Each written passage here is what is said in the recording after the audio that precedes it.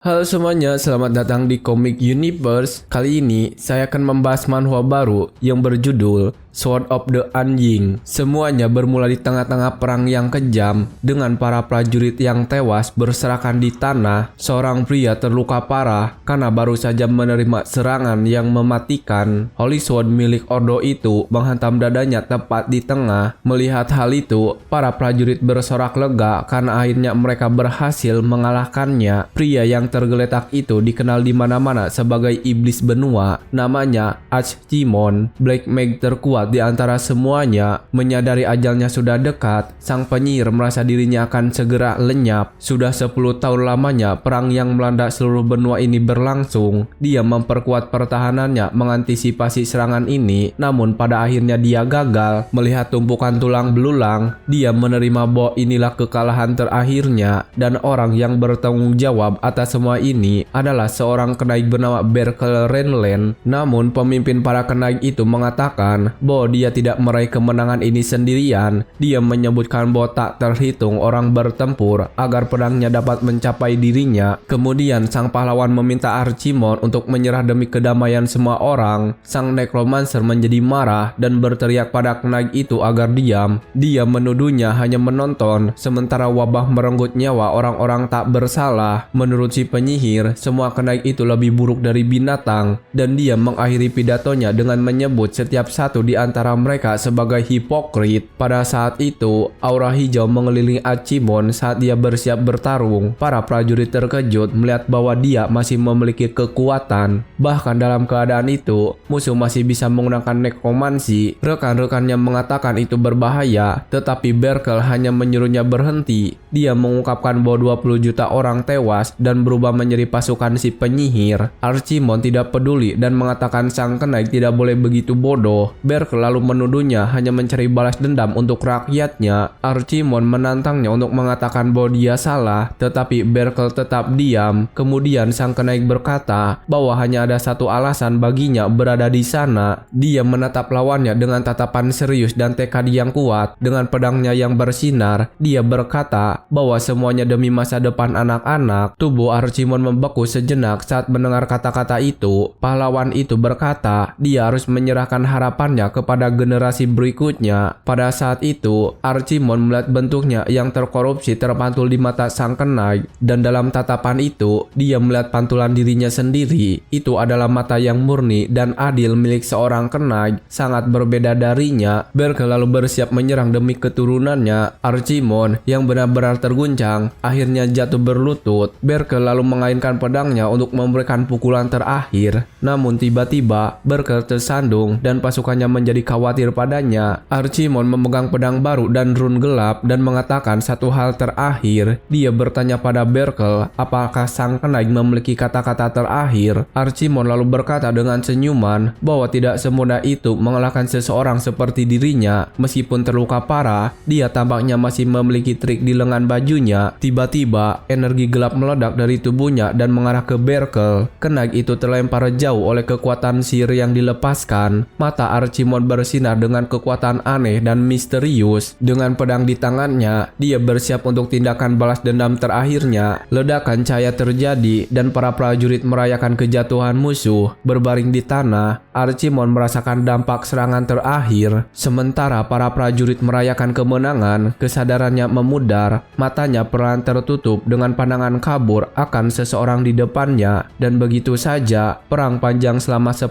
tahun di benua itu akhirnya berakhir. Itulah juga akhir dari iblis benua, si nekromansi Archimon. Di saat yang sepertinya menjadi detik-detik terakhirnya, sesuatu yang aneh terjadi. Adegan berpindah ke sebuah mansion besar di tengah malam yang badai. Dua pelayan terkejut melihat bibir tuan muda bergerak. Bingung dengan situasi tersebut, si penyihir bertanya-tanya apa yang sebenarnya sedang terjadi. Dia terlahir kembali sebagai bayi bernama Klein dan tidak mengerti di mana dia berada. Pelayan itu menunjukkan potret sang sang Duchess dan mengatakan bahwa itu adalah ibunya. Saat mereka mencoba membuatnya berbicara, dia merasa tubuh bayinya sangat kaku. Dengan susah payah, bocah kecil itu mencoba mengoceh sesuatu. Para pelayan terkejut karena mereka mengira bayi itu sudah bisa berbicara. Namun sebenarnya dia sedang mencoba memanggil para pelayannya dari kegelapan. Dia berteriak agar mereka menuruti perintahnya, tetapi wanita itu malah ketakutan. Pada saat itu juga, kilat menyambar melintasi langit dan menerangi malam yang gelap. Guntur itu membuat semua orang ketakutan dan rumah besar itu diselimuti cahaya terang. 15 tahun berlalu dan air mancur di taman kini berkilau di bawah sinar matahari. Beberapa gadis memandang sesuatu dengan ekspresi terkejut dan kagum. Seorang anak laki-laki berjalan dengan tenang melintasi halaman rumah besar. Mereka mengomentari wajah dan rambutnya benar-benar terpikat. Lalu kita melihatnya secara utuh. Seorang pemuda tampan berambut putih. Anak laki-laki itu memiliki penampilan yang begitu sempurna hingga seolah-olah dipahat oleh para dewa. Para gadis itu mendesah sambil berkata bahwa tuan muda Klein sangat menawan. Salah satu dari mereka bertanya-tanya apa yang dimakannya hingga bisa setampan itu. Tiba-tiba seseorang mendekatinya dengan ember dan menemukannya. Seorang pria menyiramkan air suci padanya sambil berteriak agar roh jahat pergi. Ini adalah Garrison Bejerman, seorang priest yang merasa tatapan klien mencurigakan. Dia menyadari bahwa 3 gadis sudah berada di bawah pengaruhnya. Basah kuyup, Klein bertanya apakah dia pernah lelah dengan ritual penyucian ini. Garrison menjelaskan bahwa dia harus melakukannya karena jiwa Archimon ada di dalam tubuhnya. Klein menyangkal bahwa dia adalah seorang nekromansi, tetapi priest itu menatap wajahnya dan melemparkan lebih banyak air suci. Klein bertanya-tanya apakah priest itu benar-benar gila. Saat dia berjalan pergi, dia menyebut priest itu gila berkali-kali. Dengan itu, Garrison memerintahkan anak buahnya untuk menangkapnya dan menyeretnya pergi. Sebagai hukuman, dia mengatakan bahwa Klein akan mandi air suci. Sementara itu, Klein merenungkan bagaimana dia pasti telah menemui ajalnya pada hari itu. Dia ingat ditaklukkan, tetapi terbangun dalam tubuh seorang bayi, dan karena kata-kata pertamanya adalah mantra nekromansi, dia diperlakukan seperti setan. Di tempat inilah dia bertemu pendeta dari Ordo Suci untuk pertama kalinya. Bocah itu lalu mengamati siluet megah pria yang mendekat. Garrison memperkenalkan diri padanya tanpa menyadari bahwa ini adalah awal penderitaannya. Ini termasuk rangkaian doa tanpa henti selama 24 jam. Dia juga memaksanya untuk mandi bawang putih beku yang terkenal di atas pertunjukan api penyucian di mana dia diikat pada salib. Dan begitu, atas nama ritual penyucian, dia menjalani segala macam perlakuan keras. 5 tahun berlalu dan kita melihat Klein tampak sangat tidak bahagia di pestanya. Pelayannya, Arin, berdoa agar dia mengikuti warisan sang pahlawan, tetapi Klein tampak benar-benar bosan dengan doa gadis itu. Dengan kesal, Klein berdiri dan melempar topi pestanya. Gadis itu sedih dan meratapi topi yang dia buat sendiri dengan penuh perhatian. Karena hal itu, dia merasa bersalah karena kehilangan kesabaran dan meminta maaf kepada Arin. Klein berkata akan mengambil barang tersebut, tetapi Arin mengungkapkan bahwa topi itu dibuat oleh pendeta Garrison. Mendengar hal itu, tubuh Klein membeku di tempat. Dia lalu menatap topi itu dengan ekspresi ketakutan dan jijik yang murni. Pada saat itu, pendeta muncul tepat di belakangnya memanggil namanya. Pendeta itu sangat gembira karena Klein mengenakan topi itu selama seminggu penuh. Klein lalu meremas barang tersebut dan berkata dengan senyum bahwa dia tidak akan mengenakannya lagi. Dengan itu, pendeta itu berteriak bahwa roh jahat Archimon akhirnya menampakkan diri, tetapi perdebatan itu terputus oleh Komandan Dunkel yang tiba di tempat kejadian. Dia berkomentar bahwa rumor tentang Klein sebagai Archimon telah beredar selama lebih dari 10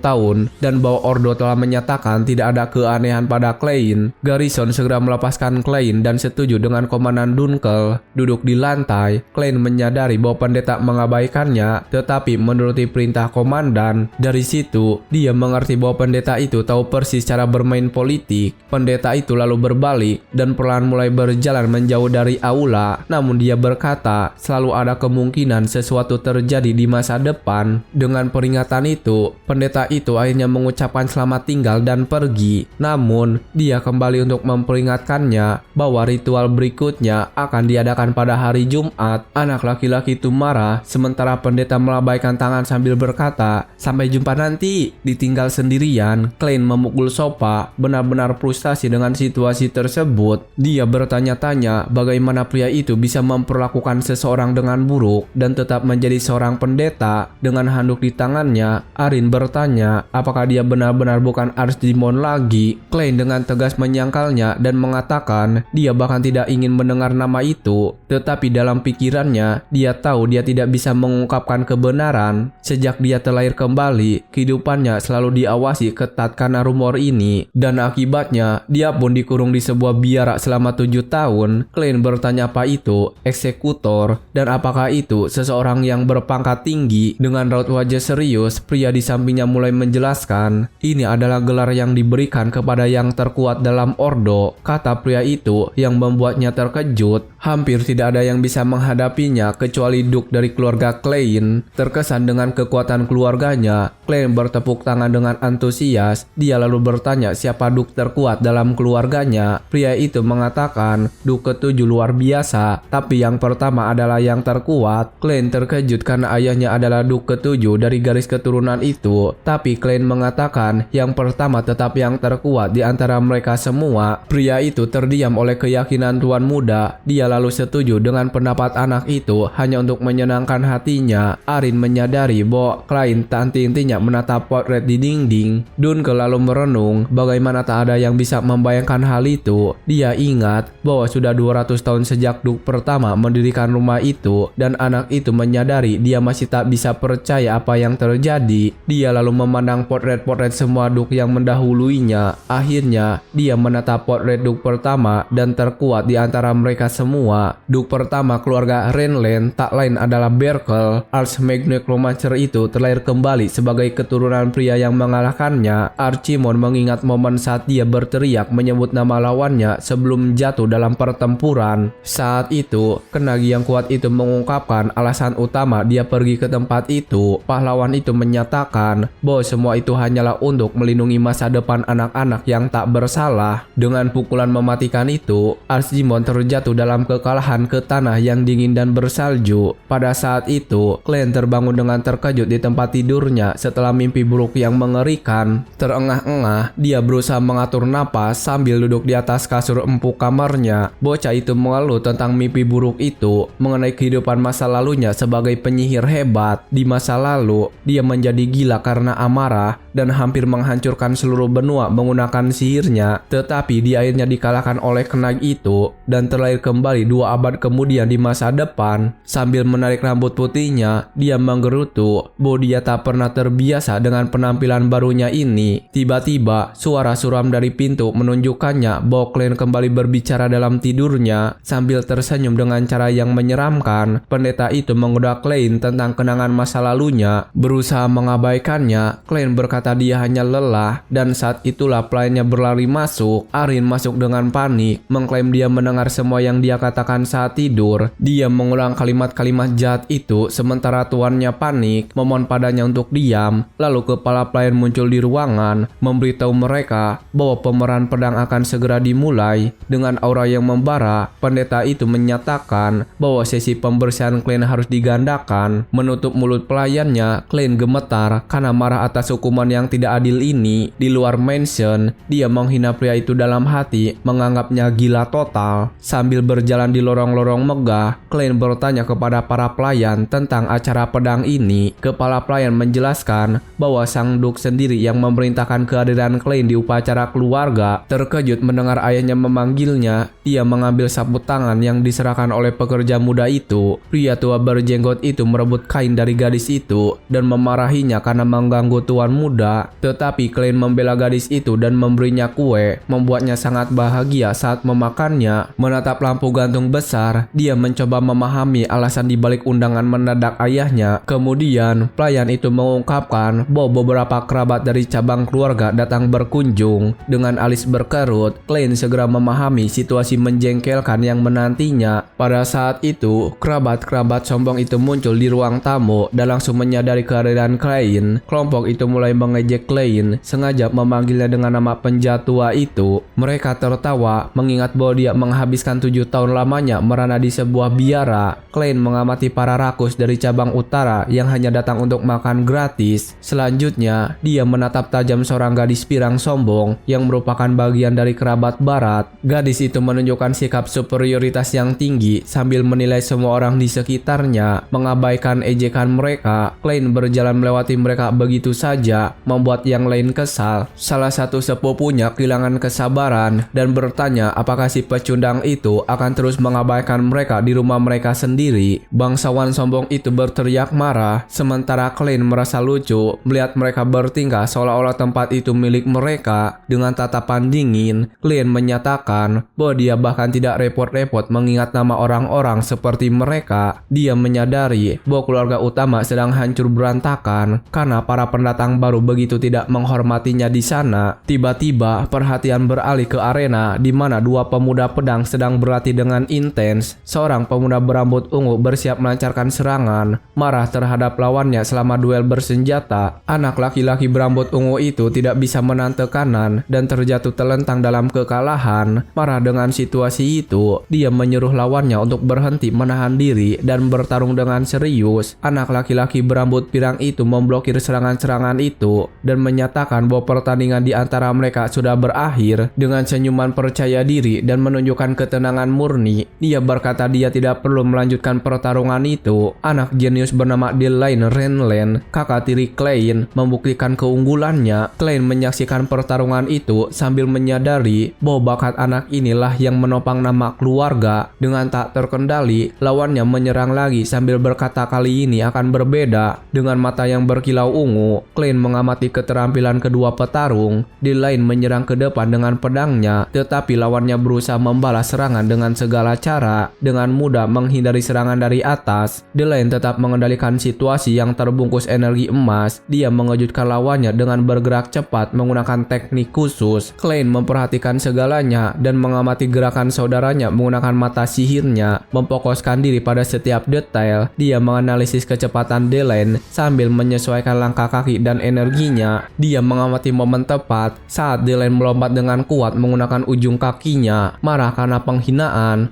lawan berambut ungu itu mencoba melancarkan serangan mematikan ke wajah. Klein terkejut melihat aliran mana dari seni rahasia itu terungkap, dan dalam hitungan detik, Delaine melancarkan serangan ledakan yang menghantam lawannya secara langsung. Wasit menghentikan pertarungan dan memberikan kemenangan kepada Delaine yang tersenyum dengan ramah dan lembut, menunjukkan keunggulan namun dengan cara yang sopan. Delaine memperingatkan bahwa lawannya hampir terluka. Para tamu berbisik kagum melihat eksekusi teknik pedang meteor yang terkenal. Klein menyadari bahwa ini adalah peringatan jelas dari keluarga cabang klan. Menyapu pandangannya di sekitar aula besar, para kerabat berbisik menyebut nama Klein setelah menyadari kehadirannya. Delaine berjalan mendekat sambil tersenyum dan bertanya pada saudaranya apakah dia sudah berada di sana sejak lama. Dia bahkan menggoda saudaranya yang lebih muda, mengatakan bahwa dia akan berusaha lebih keras jika tahu saudaranya sedang mengamati segalanya. Melihat keterampilan sempurna dan sikap palsu saudaranya, Klein merasa jijik padanya, namun dia penasaran dengan alasan sebenarnya mengapa keluarga cabang klan itu kembali berada di mansion tersebut. Pada saat itu, kehadiran kepala klan ke-7, Duke Henkel Renland, disadari oleh semua orang. Klein terkejut melihat ayahnya mendekati tempat itu, sementara semua orang terdiam. Duke mengucapkan selamat kepada putra sulungnya, mengakui usahanya untuk sampai sejauh ini. Klein menyadari bahwa Delaine adalah satu-satunya kebanggaan Duke di seluruh keluarga. Komandan itu setuju, mengatakan bahwa penguasaan Delaine mengejutkan untuk usianya. Merasa malu, Klein menundukkan kepalanya, mengatakan bahwa dia masih banyak yang harus dipelajari. Patria keluarga itu berjalan melewati Klein, mengenakan warisan yang ditinggalkan oleh pahlawan. Mendengar kata-kata dorongan itu, sang putra membungkuk sebagai tanda hormat. Menunjukkan kesetiaannya, pria itu juga menoleh ke Klein, menatapnya dengan tatapan sangat dingin penuh penghinaan. Tanpa berkata sepatah kata pun, Duke menatap anak itu, merasa malu atas kegagalan pewarisnya. Tiba-tiba dan mengejutkan semua orang, pemimpin itu menyentuh kepala Klein, tetapi dia dengan dingin menyatakan bahwa dia tidak merasakan setetes pun mana yang keluar dari dalam dirinya. Klein menundukkan kepalanya, meminta maaf, menyadari bahwa tanpa sihir, dia hanyalah beban yang tak berguna. Komandan itu mencoba membela Klein, menjelaskan bahwa tahun-tahun di biara telah menghambatnya. Beberapa orang di sana mulai bergosip bahwa putra kedua keluarga itu sama sekali tidak memiliki mana. Mereka berkomentar bahwa klan tidak berguna dan karena itu keluarga cabanglah yang seharusnya mengambil alih. Sambil berjalan menyusuri lorong, bocah itu merasa mampu menahan hinaan yang dilontarkan kepadanya. Namun dia teringat kata-kata terkenal Barkel tentang melindungi masa depan anak-anak. Sambil mengepalkan tinjunya erat-erat, Klein merasakan amarah yang luar biasa membara di dalam dirinya. Klein merasa tak masuk akal bahwa dia dikalahkan hanya agar keluarga Renlin bisa berubah menjadi berantakan seperti ini. Saat para tamu pergi, salah satu kerabat jauh mengucapkan selamat tinggal sambil mengejek Klein. Seorang pria berambut ungu menggodanya, bertanya bagaimana sang pewaris muda tidak tahu cara mengayunkan pedang. Si pengganggu terus menghina Klein, mengklaim bahwa dia adalah aib bagi keluarga. Tetap tenang, Klein menyadari bahwa Dalton hanyalah seorang pengganggu yang tidak berguna. Dengan ekspresi marah, Dalton mengangkat tinjunya, sementara Klein menyebutnya penjahat dan sangat bodoh. Terganggu oleh penghinaan itu, Dalton menginjak lantai dengan keras dan agresif. Dengan cepat, Klein menyapu kakinya, menjatuhkan pria usil itu langsung ke lantai keras. Dengan hidung terluka, pria yang kala itu mendengar bahwa dia tidak boleh melampiaskan frustasinya pada orang lain.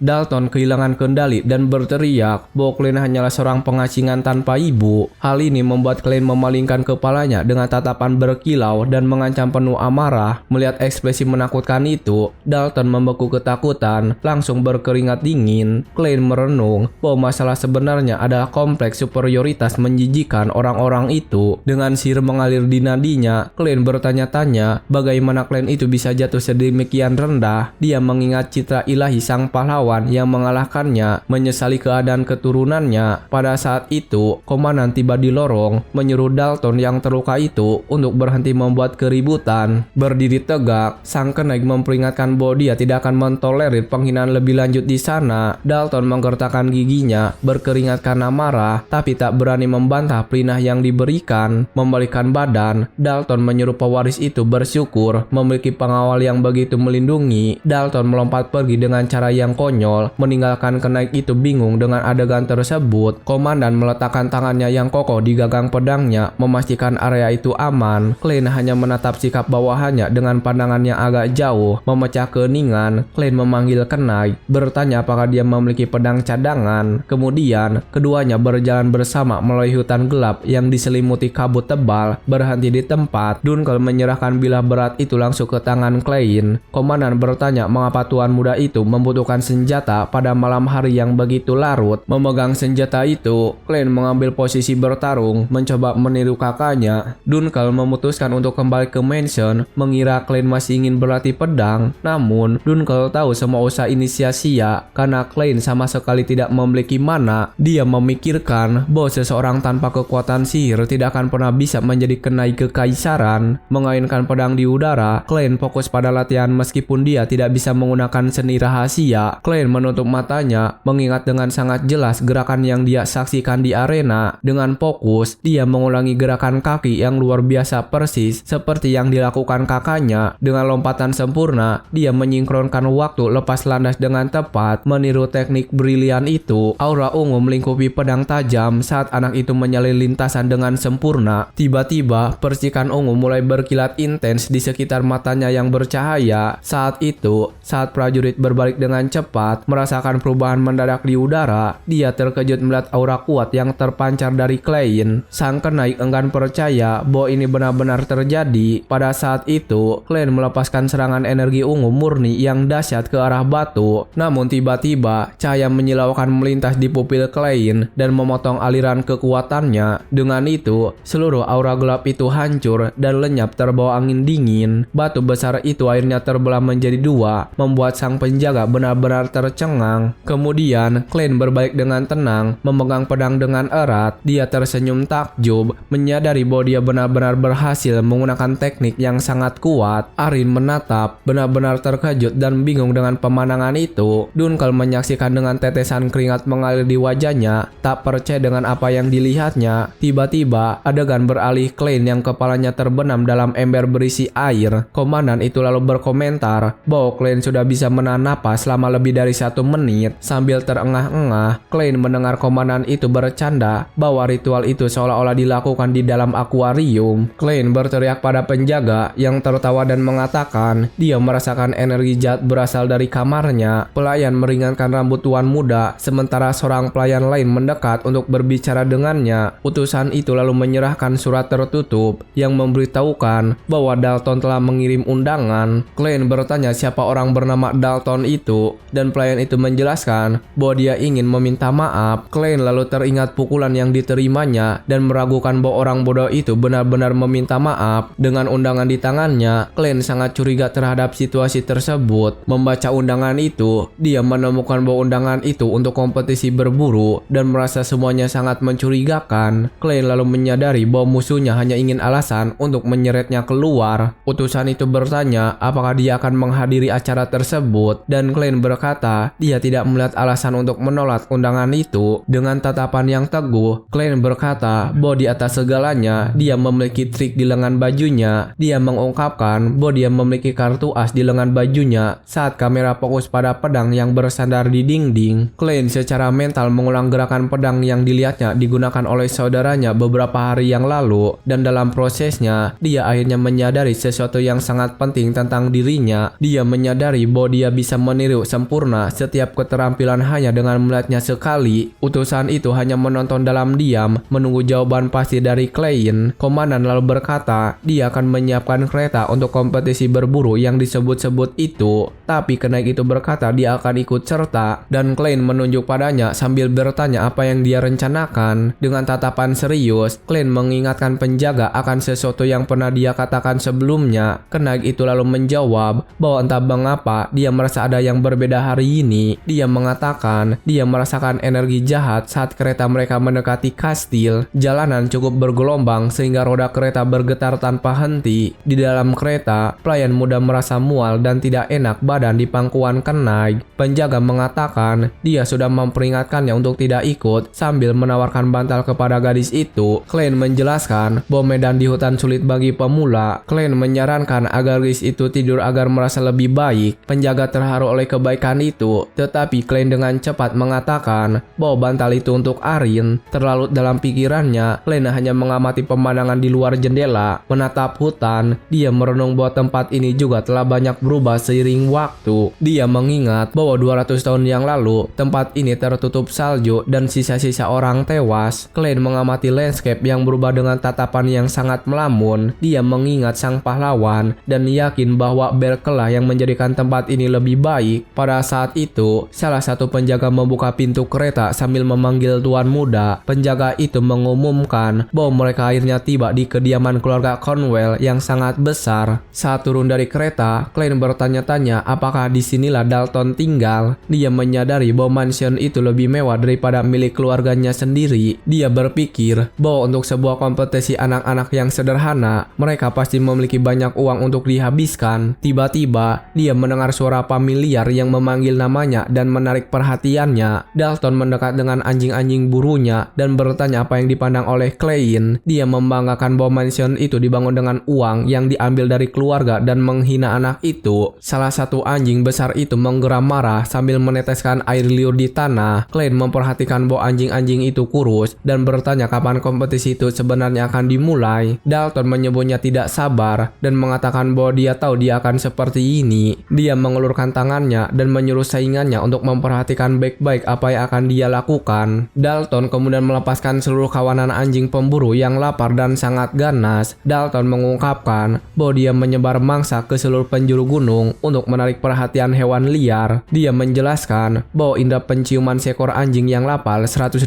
kali lebih tajam daripada manusia. Dengan busur di tangannya, dia berkata bahwa anjing-anjing itu akan berlari mencari mangsa yang terpikat oleh aroma tersebut. Salah satu anjing pemburu berlari dengan mulut terbuka, siap menyerang dengan kejam. Tetapi hewan-hewan malang itu tertembak panah, jatuh ke tanah, dan menjerit kesakitan. Dengan tawa jahat, Dalton merayakan keberhasilan pemburuan kejam dan tak berguna itu. Arin mendekati Dalton sambil memanggil tuan mudanya. Dia mengenali gadis itu sebagai pelayan yang selalu dibawa-bawa oleh Klein dan mengusap kepalanya. Dengan tatapan menakutkan, Dalton bertanya apa yang bisa dilakukan anak kecil seperti dia untuk berguna. Dalton lalu mencengkram lengan gadis muda itu dengan paksa dan menariknya. Tiba-tiba, Klein mencengkram pergelangan tangan Dalton dan menyuruhnya sepenuhnya melepaskan gadis itu. Dengan matanya berkilat marah, Klein memperingatkan bahwa dia akan mematahkan lengannya. Dalton terkejut dengan sikap Klein dan kekuatan yang ditunjukkannya dalam cengkramannya. Kesal karena ditantang, Dalton mencoba melayangkan pukulan ke wajah tuan muda, tetapi Klein dengan cepat menghindar dari serangan itu dengan gerakan yang sangat lincah dan tepat. Dengan senyum gila di wajahnya, Dalton menaiki kuda dan memerintah Klein untuk mengikutinya. Anak itu menaiki kudanya dan menyuruh penjaga untuk tetap bersama pelayan karena dia akan segera kembali. Namun, penjaga menolak dan menunjukkan gulungan sihir, mengatakan dia akan ikut apapun yang terjadi. Itu adalah gulungan sinyal yang mengirimkan sinyal saat robek dan tidak memerlukan mana. Klein mengatakan ada musuh mencurigakan dan jika dia menghilang, itu bisa menjadi masalah besar. Dia menyuruh penjaga untuk merobek gulungan itu jika hal itu terjadi dan lambang akan muncul di tangannya, mengatakan dia mengandalkan penjaga itu. Tuan muda itu menunggangi kudanya pergi, sementara penjaga memanggilnya. Komandan tetap diam, menonton tuan muda itu pergi menghadapi tantangan berbahaya. Malam tiba dengan cepat seiring berjalannya waktu, dan Klein belum juga kembali. Menunggangi kudanya melintasi hutan, Klein berpikir bahwa lawannya belum bisa pergi terlalu jauh. Saat tiba, dia menemukan Dalton menunggunya yang berkata bahwa dia akhirnya sampai. Berbaring di tanah dikelilingi hewan-hewan yang tergeletak, Dalton bertanya mengapa Klein begitu lama. Klein turun dari kudanya dan mendekat, bertanya apa yang sedang dia coba lakukan. Klein bingung dengan pemandangan aneh yang dia temukan di tengah hutan gelap. Dia mengamati anjing-anjing tak bernyawa yang berserakan di tanah di sekitar Dalton. Dalton berdiri dan berkata, ini adalah babak final kompetisi hari ini. Dengan pedang terhunus, Dalton mengungkapkan bahwa mangsa terakhirnya adalah tuan muda itu sendiri. Dia mengancam akan menghabisi Klein dan menyerahkan hasilnya kepada kakak perempuannya. Dalton mengejek keluarga Renland, menyebut mereka konyol dan tak berdaya. Dengan senyum jahat, Dalton berkata, pewaris tak akan mendapatkan kesempatan untuk bertarung demi nyawanya. Tiba-tiba, beberapa pria bertudung muncul siap menyerang Klein. Pemanah bersiap menembak sambil mengutuk Klein karena lahir di keluarga yang salah. Klein hanya mengamati seluruh situasi dengan tatapan dingin dan jauh. Penjahat itu berkata bahwa besok semua orang akan membicarakan kejatuhan keluarga pedang terkenal itu. Dia bahkan mengejeknya, mengatakan bahwa tuan muda itu akan menjadi makanan anjing di hutan. Mendengar itu, Klein teringat kata-kata pahlawan tentang melindungi masa depan anak-anak. Sebuah senyum kecil yang mengejek kemudian meluncur dari bibir Klein, membuat lawannya bingung. Tiba-tiba, Klein mulai tertawa histeris, tak mampu menahan diri. Musuhnya terkejut dan bertanya apakah Klein akhirnya gila. Dengan tangan di wajahnya, Klein terus tertawa melihat situasi menyedihkan yang dialaminya. Matanya berkilau merah saat dia menyebut lawannya sebagai bocah sombong. Melihat transformasi itu, Dalton membeku ketakutan, berkeringat dingin. Klein berkata keluarga ini dibangun atas kehancurannya dan mereka berani menodainya. Aura gelap kebiruan mulai meledak di sekitar Klein dengan kekuatan besar. Dalton terkejut mengira itu sihir, tetapi Klein mengatakan itu bukan sihir sama sekali. Klein kemudian mengungkapkan bahwa kekuatan ini adalah energi iblis murni yang berasal dari dalam dirinya. Anak buah Dalton panik, tidak mengerti apa yang terjadi pada Klein. Salah satu dari mereka terkejut mendengar kata-kata energi iblis dan bertanya-tanya apa itu. Klein tersenyum dan berkata bahwa dia mengendalikan roh-roh jahat purba yang terkubur dalam waktu. Melayang di udara, dia memanggil mereka ke cahaya dan memerintahkan mereka untuk bertindak atas namanya. Energi itu berputar-putar dan Klein memerintahkan makhluk-makhluk itu untuk melap segala sesuatu dan semua orang di sana. Sebuah skeleton raksasa muncul dari bayang-bayang dan dia memerintahkan makhluk itu untuk melap lebih banyak lagi. Dalton berteriak bahwa itu mustahil dan menolak percaya pada apa yang dia lihat. Dia lalu mengenali pasukan skeleton itu sebagai Archdemon, Raja Iblis kuno. Dengan senyuman jahat, Klein menunjuk dan memerintahkan makhluk-makhluknya untuk melap mereka. Dalam kilas balik, dia ingat pernah berpikir bahwa dia telah melupakan segalanya tentang masa lalunya. Namun, dia menghabiskan 200 tahun yang panjang sendirian di tengah tumpukan tulang dan tengkorak. Itu adalah periode hari-hari yang tak berujung,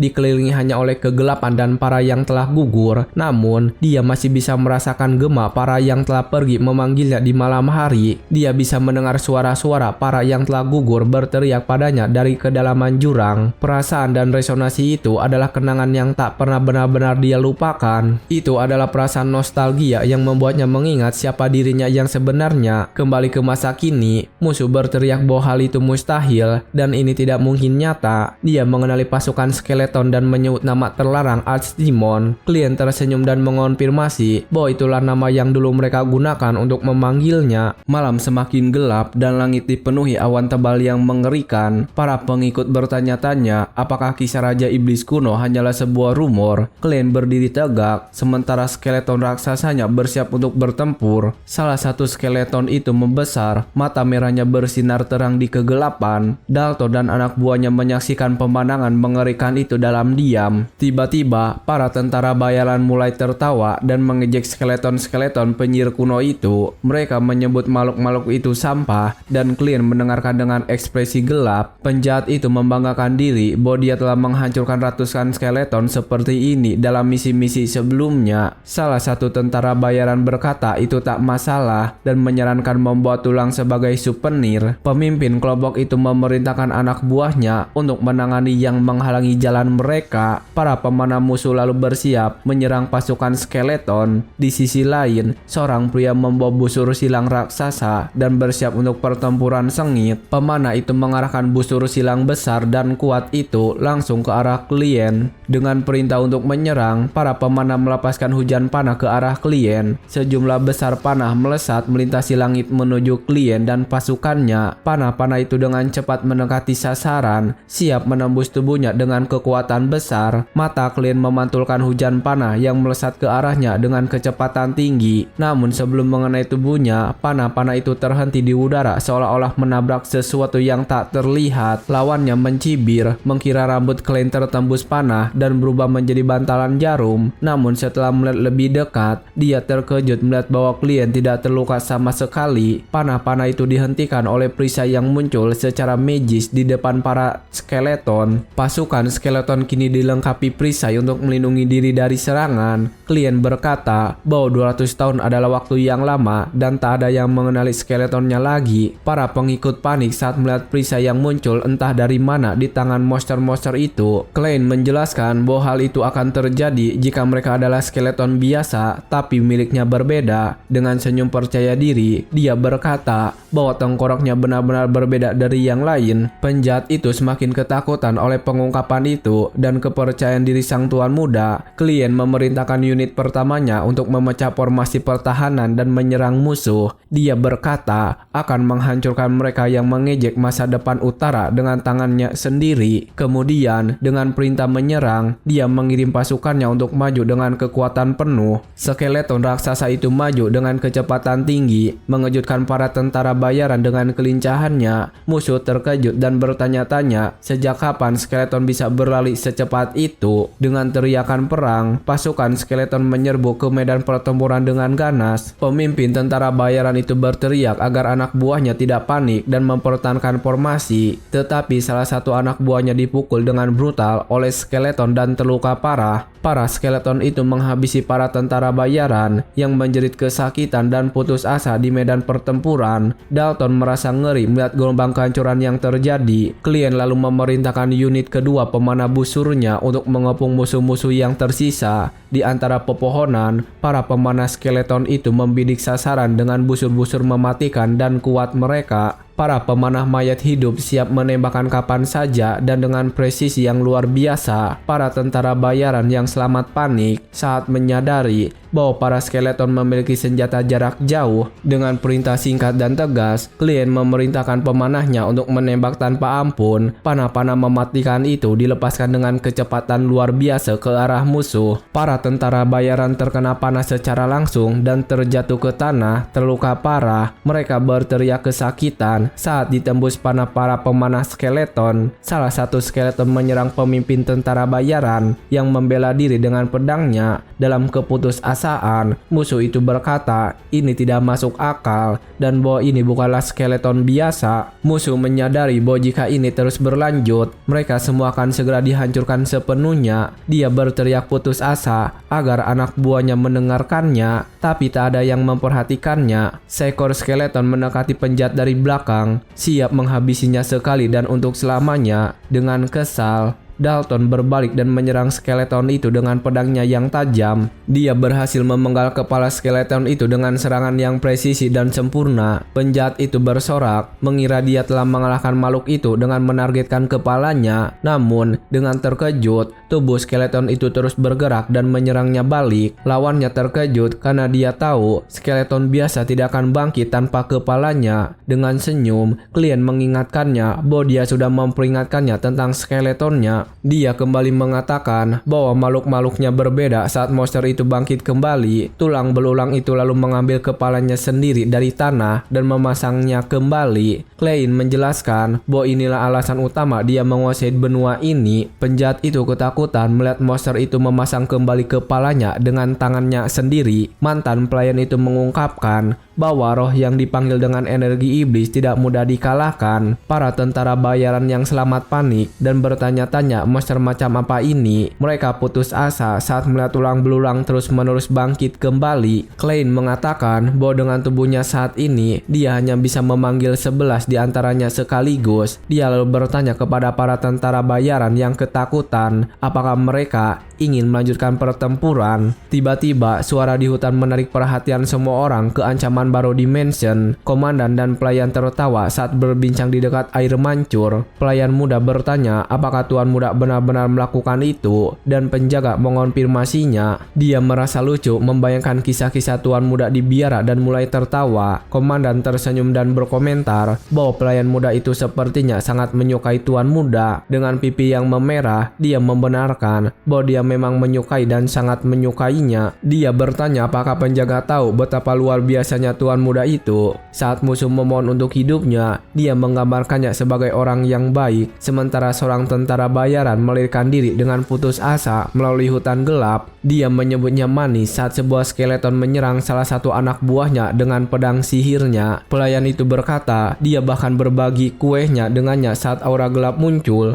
Dengan senyum, dia menegaskan bahwa dia adalah orang paling hangat di seluruh dunia. Kembali di hutan, Klein menghadapi musuhnya dengan tatapan dingin penuh kebencian. Salah satu tentara bayaran berteriak kesakitan saat diserang secara brutal oleh salah satu skeleton. Penjahat itu berusaha mati-matian mempertahankan diri dari serangan monster-monster itu, tapi dia sangat lelah. Dia berteriak frustasi saat menghindar dari serangan dan mencoba membalas dengan pedangnya, tapi skeleton itu beregenerasi seketika, membuat musuhnya benar-benar putus asa. Dipenuhi kebencian, Dalton memutuskan dia akan menghentikan skeleton-skeleton itu beregenerasi. Dia menyadari target sebenarnya adalah penyihir yang memanggil monster-monster itu, bukan makhluk-makhluk itu sendiri. Jika dia bisa menghabisi sang penyihir, semua skeleton akan lenyap seketika. Penjahat itu lalu berlari menuju Klein sambil berteriak memanggil namanya dengan amarah. Dia berkata bahwa permainan bermain-main dengan tubuh berakhir di sini,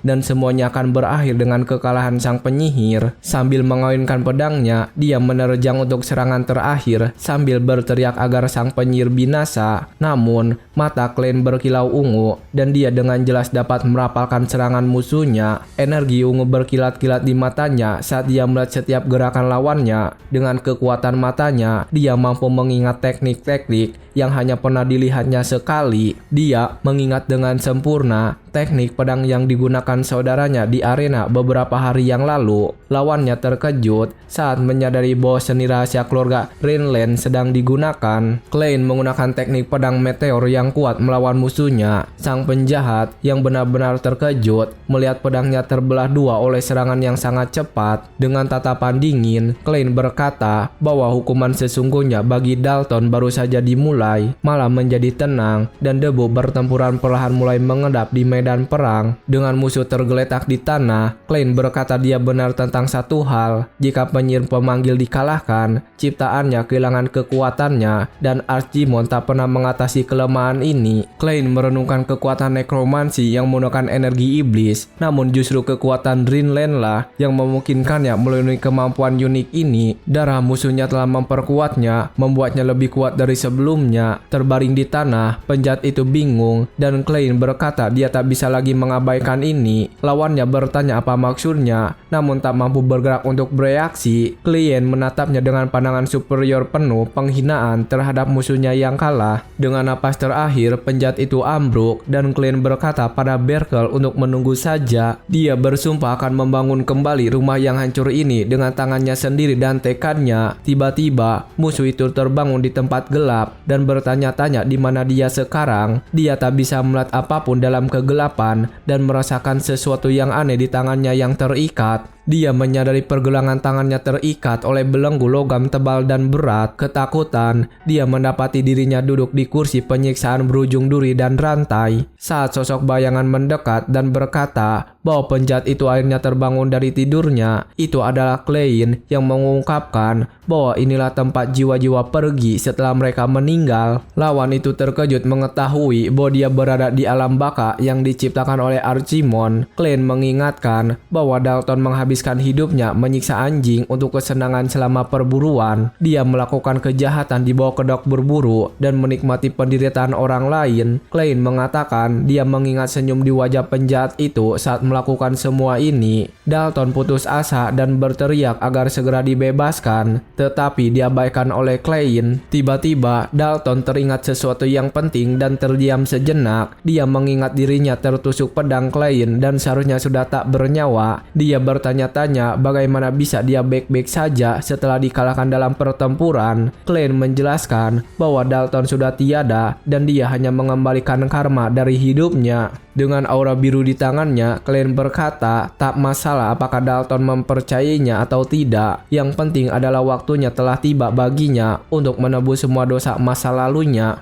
Dalton ketakutan melihat gerombolan anjing hantu muncul di belakang Klein. Klein menyeru musuhnya mendengarkan jeritan nyawa-nyawa yang dia ambil hanya untuk kesenangan semata. Anjing-anjing hantu itu menyerang dan menerjang penjahat yang berteriak kesakitan dan putus asa, tak mampu melawan. Klein menyuruhnya mengingat momen ini sebagai siksaan yang dia ciptakan sendiri. Dalton berteriak putus asa saat diserang oleh anjing-anjing yang dulu dia kirimkan dalam perburuan-perburuannya. Rasa sakitnya tak tertahankan dan Dalton memohon pertolongan, namun tak ada yang bisa menyelamatkannya di sana. Matanya dipenuhi air mata saat dia menderita di tangan korban-korbannya sendiri. Kembali ke kenyataan, tubuh tak bernyawa Dalton tergeletak di tanah penuh luka. Klein mengamati adegan itu dengan pedang di tangannya dan tatapan dingin serta jauh. Dia tampak tenang dan damai setelah membalas dendam pada pria yang menantang dan mempermalukannya. Tulang-tulang belulangnya berkumpul di belakangnya, siap mengikuti perintah selanjutnya untuk menyerang.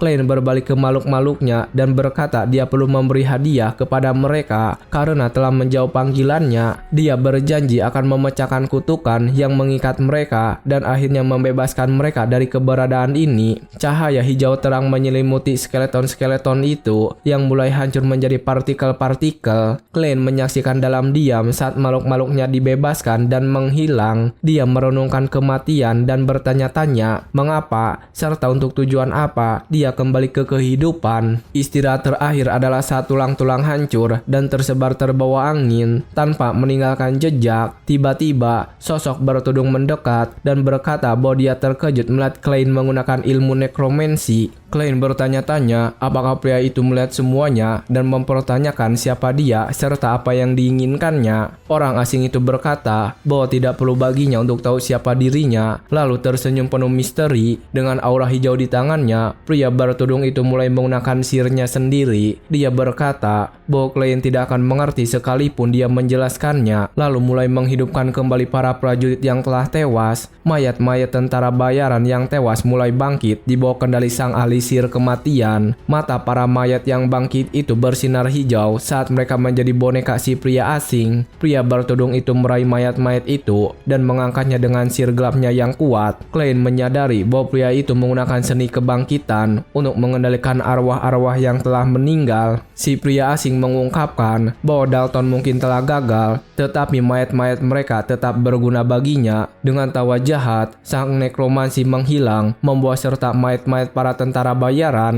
Di mansion, pelayan memanggil penjaga untuk mendengarkan cerita lucu tuan muda. Penjaga berkata akan mendengarkannya nanti dan terus memandang gulungan itu dengan cemas. Dia bertanya-tanya mengapa tuan muda menggunakan barang darurat seperti itu. 3 jam telah berlalu dan dia merasa tidak enak tentang apa yang mungkin terjadi. Dia memutuskan untuk mencari tuan muda, tetapi dihentikan oleh 2 penjaga kastil. Para penjaga mengatakan akan menjadi masalah baginya jika dia meninggalkan posnya sekarang dan menghalangi jalannya. Penjaga tuan muda diam-diam mengamati para pria yang mencegahnya lewat. Dia mengenali lambang keluarga Cornwell di seragam mereka dan menduga mereka adalah penjaga Dalton. Dia menyadari mereka telah merencanakan sesuatu sejak awal dan bersiap menghadapi yang terburuk. Komandan memperkenalkan diri dan memperingatkan bahwa dia tidak akan tinggal diam jika mereka menghentikannya lagi. Pengawal Dalton tetap diam, sedikit terintimidasi oleh sikap komandan. Pengawal itu berpaling kepada pelayan dan mengatakan bahwa tuan muda membutuhkan waktu lebih lama dari yang diperkirakan.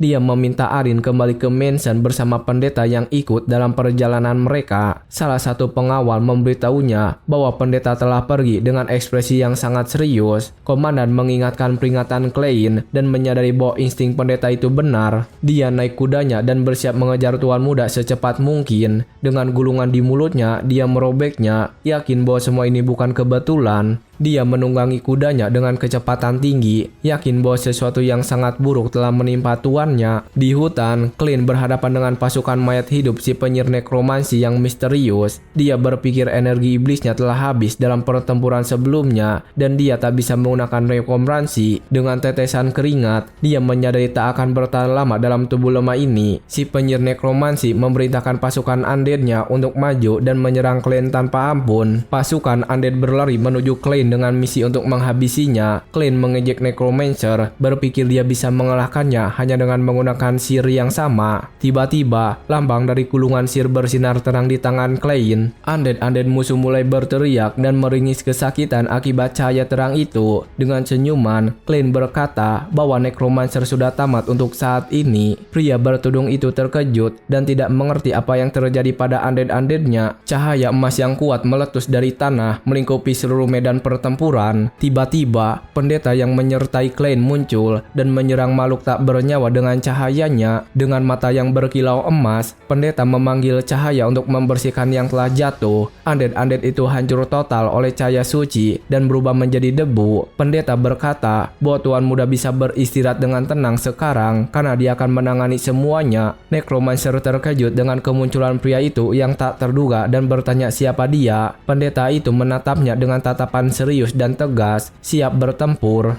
Dia memperkenalkan diri sebagai Exarch Holy Order dan mengatakan bahwa dia datang untuk menyelesaikan situasi ini. Para Exarch adalah 3 senjata manusia yang telah bersumpah untuk melaksanakan kehendak mutlak Paus. Mereka adalah pasukan tempur utama Ordo dan satu-satunya yang mampu menggunakan senjata suci. Senjata-senjata suci itu ditinggalkan oleh Santo Gaul untuk melindungi dunia dari kejahatan. Konon, masing-masing senjata itu memiliki kekuatan setara dengan sebuah benteng dan sangat ditakuti. Sang Necromancer merasakan tekanan dari kekuatan sang Exarch dan sedikit terintimidasi oleh kekuatannya. Cahaya suci sang Exarch begitu dahsyat hingga mampu memurnikan kegelapan sang Necromancer. Pria bertudung itu bertanya-tanya siapa pria kuat yang muncul entah dari mana ini. Clint mengungkapkan bahwa di antara mereka ada yang memegang gelar terkuat dalam keahlian bela diri. Sang Exarch berkata bahwa Clint bisa tenang karena dia ada di sana untuk melindunginya dari segala kejahatan.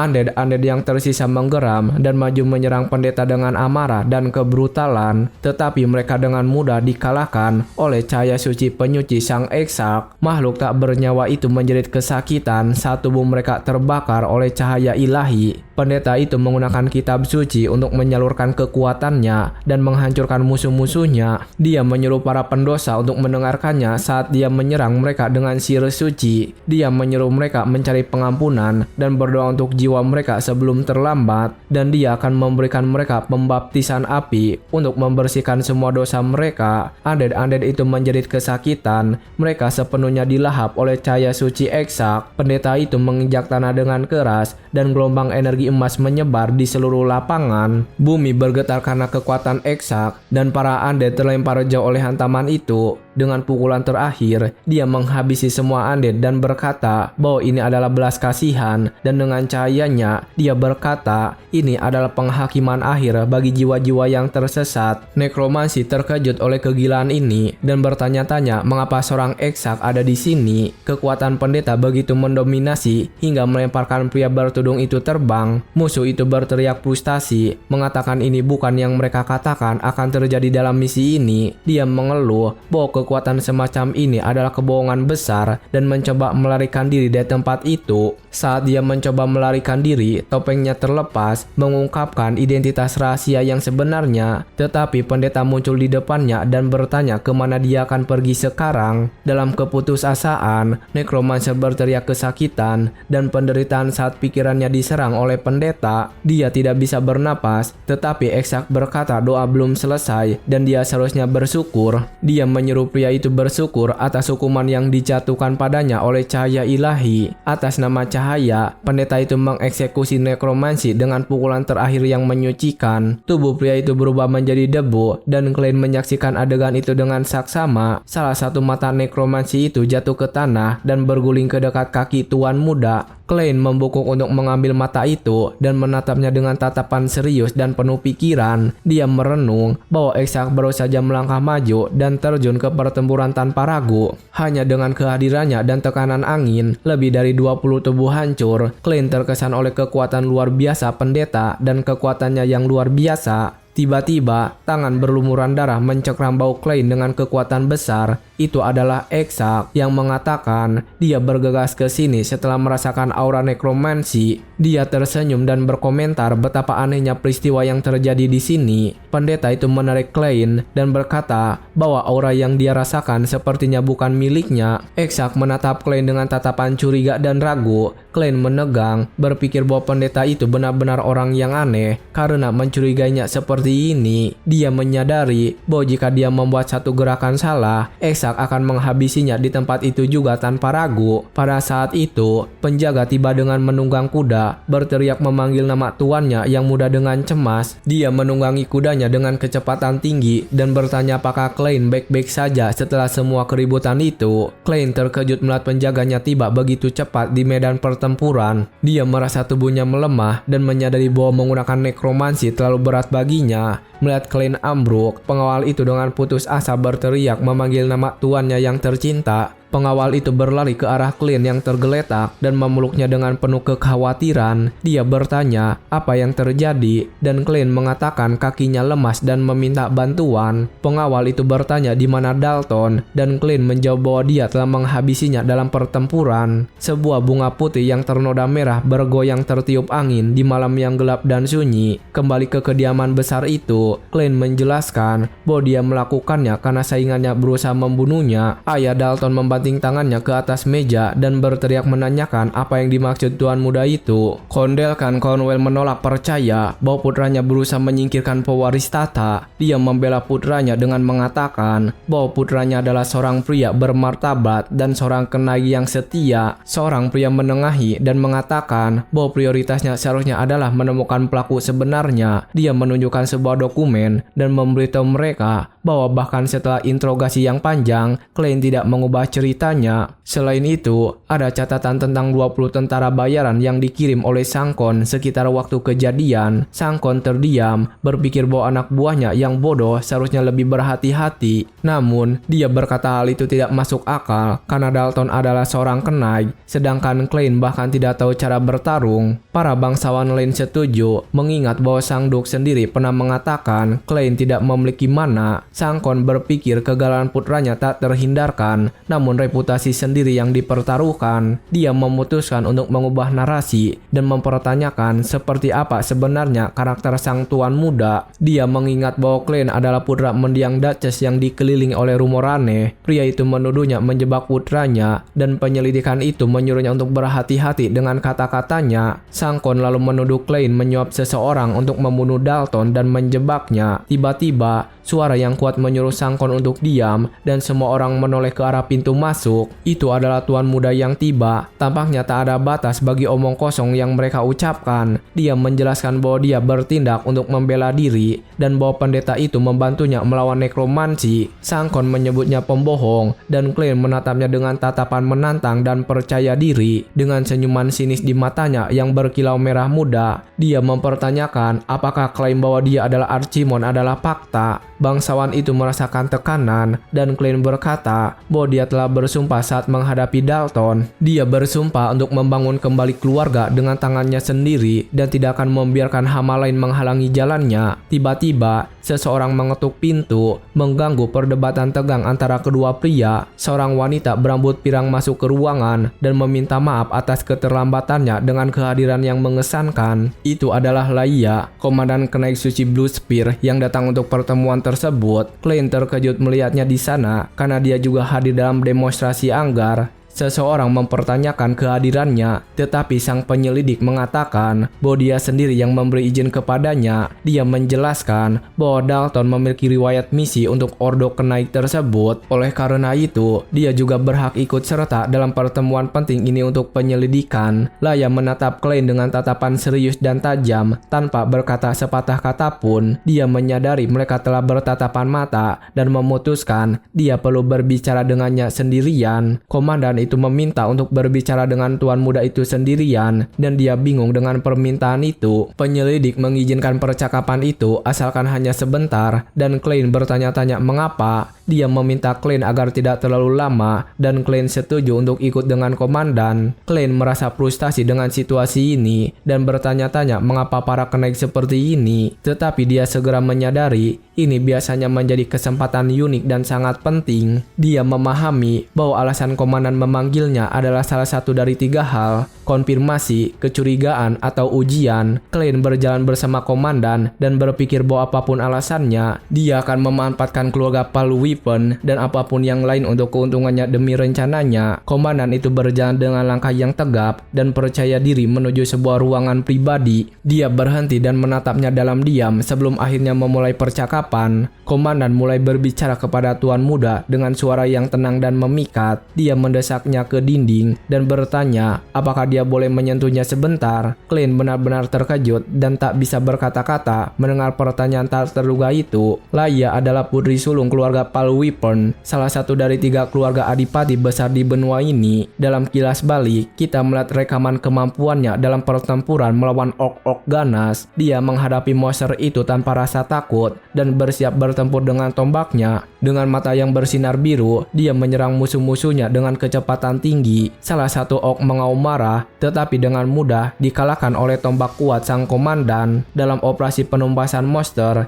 dia memimpin upaya pencarian untuk memastikan keselamatan warga sipil. Dengan sendirian, dia memusnahkan monster-monster tingkat tinggi, membuktikan kekuatan dan kemampuannya dalam pertempuran. Setelah pertempuran, dia berdiri di tengah-tengah mayat monster-monster yang dikalahkan sambil memegang tombaknya. Dia menjadi legenda karena berhasil memusnahkan seluruh gerombolan makhluk itu sendirian. Kembali ke masa kini, dia bertanya apa yang sedang dilakukan Klein dan apakah dia tidak akan mengikutinya. Klein berkata dia akan ikut, tapi dia menolaknya, menyuruhnya jangan berpura-pura mereka mendekat. Klein ingat apa yang dikatakan ayahnya tentang Laia sebagai sepupunya dari pihak ibunya, tapi dia adalah anak istri pertama, artinya mereka tidak memiliki ikatan darah. Komandan itu berkata bahwa mulai sekarang yang mendorongnya hanyalah rasa ingin tahu pribadinya. Tiba-tiba, dia mendorongnya ke dinding dengan paksa dan menatapnya dengan tatapan intens. Dia mengulang pertanyaannya dan Klein semakin bingung dengan situasi aneh itu. Dari balkon, dia berteriak, bertanya apa maksudnya dan mengapa dia bertanya. Komandan meminta tangannya terlebih dahulu dan memegangnya dengan lembut namun tegas. Dia meraba tangannya dan berkomentar bahwa tangannya lembut dan halus seperti bayi tanpa bekas luka. Klein merasa malu dan berpikir bahwa dia sebenarnya sedang menggosok tangannya. Komandan memijat dan menggesekkan jarinya di atas tangannya, lalu berkata bahwa urat tidak berbohong. Dia menatapnya dengan seksama dan bertanya apakah dia benar-benar tidak menggunakan pedang malam itu. Dia mengatakan tangannya tidak menunjukkan jejak seseorang yang sering menggunakan pedang. Dia lalu bertanya apakah dia menggunakan kekuatan lain untuk mengalahkan Dalton dan para tentara bayaran. Klein mendorongnya menjauh dan mundur, sedikit ketakutan oleh kedekatannya. Dia bertanya apakah dia akan mengatakan omong kosong tentang dia adalah Archimon dan berpikir dia berbahaya. Klein menyadari bahwa dia bukan hanya penasaran tapi mencari reaksi. Dia mengerti bahwa diam adalah pengakuan dan ragu-ragu adalah konfirmasi baginya. Dengan senyum mengejek, dia menantangnya dan bertanya apa yang akan dia lakukan jika dia benar-benar Archimon.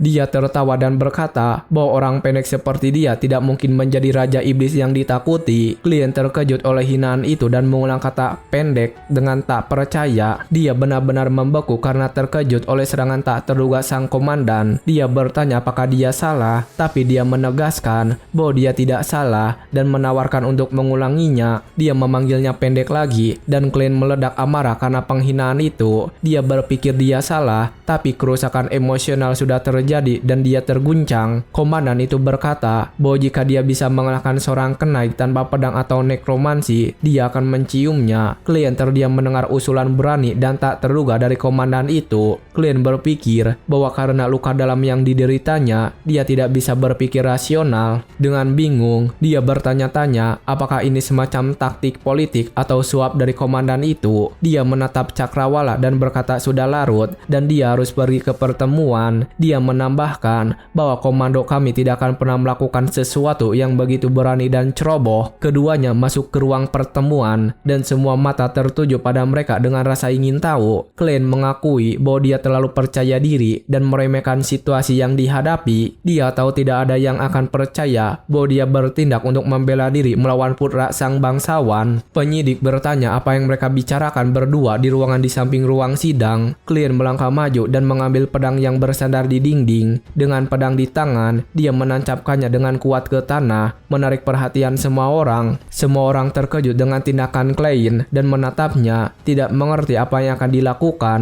Penyidik dan komandan juga terkejut dengan langkah tak terduga Klein. Dia menoleh ke arah sang bangsawan dan menantangnya untuk membuktikan tuduhannya di hadapan semua orang. Klein berkata bahwa ini akan membuktikan ketidakbersalahannya sendiri dan menantang sang bangsawan untuk berduel. Dia mengusulkan pertarungan untuk menyelesaikan masalah ini sekali dan untuk selamanya. Sang bangsawan terkejut dengan usulan tersebut dan bertanya-tanya apakah Klein sudah benar-benar kehilangan akal sehatnya. Pertarungan adalah metode penghakiman kuno dari wilayah utara yang tidak memiliki aturan atau batasan. Singkatnya, pemenang pertarungan itu akan memenangkan persidangan, sedangkan yang kalah dianggap bersalah. Klein mengatakan ada alasan yang cukup karena putra bangsawanlah yang lebih dulu mencoba membunuhnya. Dia mengungkapkan identitasnya sebagai Archimon dan mengaku tidak memiliki perasaan apapun terhadap ibunya dari kehidupan keduanya. Sang bangsawan meminta waktu sejenak, tetapi Klein mendesaknya agar segera mengambil keputusan. Para bangsawan lainnya mulai berbisik-bisik dengan antusias tentang persidangan dengan pertarungan setelah sekian lama. Penyelidik menengahi dan mengatakan tradisi harus dihormati dan duel akan berlangsung. Sang bangsawan menyadari bahwa jika bukti-bukti diabaikan, dia mungkin memiliki kesempatan untuk menang. Dia melihat peluang untuk menyingkirkan Klein dan menerima tantangan dengan senyuman. Bangsawan itu berkata dia akan mengirim kenaik lain sebagai wakilnya dan bersumpah akan menghabisi Klein. Klein tersenyum dan berkata dia tak peduli dan bahwa dialah yang akan menghabisi sang bangsawan. Sang bangsawan menerima dan duel dijadwalkan 4 hari lagi dan Klein tahu ini baru permulaan. Dengan menggunakan sang bangsawan sebagai batu loncatan, dia akan menunjukkan kepada semua penjahat di keluarga itu siapa dirinya. Dia akan menghancurkan keluarga ini dan membangunnya kembali dengan caranya sendiri menggunakan tangannya sendiri. Di ruangan lain, kakak laki-laki Klein berteriak, "Oh, ini adalah omong kosong belaka." Dia mempertanyakan apakah adiknya sudah gila dan apakah dia tahu apa yang dia katakan dengan tantangan itu. Dia memperingatkannya bahwa dia bisa kehilangan nyawanya,